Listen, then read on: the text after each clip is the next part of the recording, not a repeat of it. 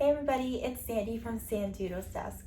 I was recently scrolling on TikTok and I came across these two books. The first one is Journal 29 and the other one is Cain's Jawbone. Both of these are kind of interactive puzzle books. So I was really intrigued by the concept of them. So I picked up one that was a little bit easier with like hints online and solvable clues, and then Cain's Jawbone, which is the one I wanted to talk about more in this video. This has only been solved by 3 people in the last like 100 years.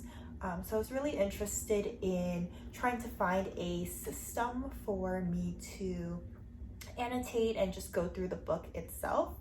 Just for some background, this book is about 6 murder victims and their murderers. But the interesting thing is there's 100 pages to the story, but all of those pages are out of order. So you're supposed to just use the clues on the page to try and piece together the story and figure out the 6 murder victim and murderer pairs. So a lot of people have gone about this by ripping out the pages of the book and building a murder wall, which honestly is an absolute dream of mine as a true crime fanatic. The only issue is I don't think a wall is that practical or portable. Like, I switch between my office, my bedroom a lot, and I'd like to bring my murder wall with me.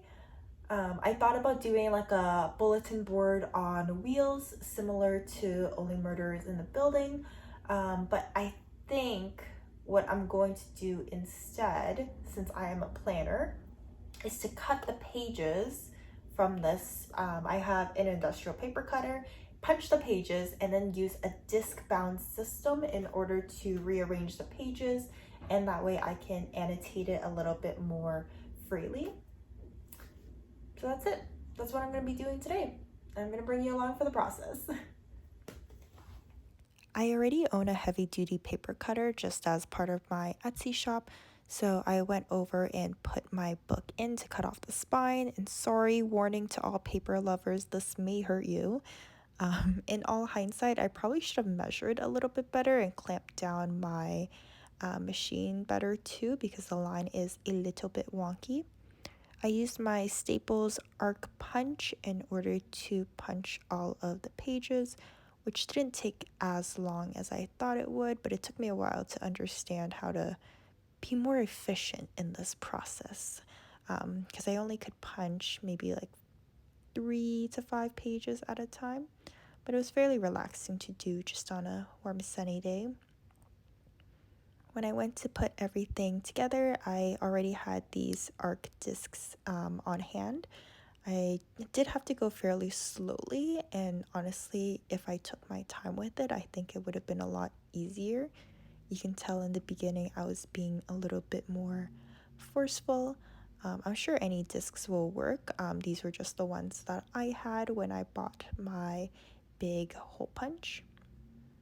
This system is called the Discbound system, where you punch these little mushroom-shaped things. I like the big heavy-duty punch, but I do know that they also sell single hole punches if you did want to maybe take a little bit more time doing this. And discs are fairly cheap as well. These ones are plastic, but there are also metal ones, and I think clear ones would have looked really nice as well. This pretty much almost binds your book as if it was sort of a spiral notebook system. That way you can take out pages, freely move them around where you need it. You can flip it on itself, so kind of flip the page back on itself, which I think I'll show in this next clip. But here I've gathered all of my supplies so that I can start annotating to my dreams.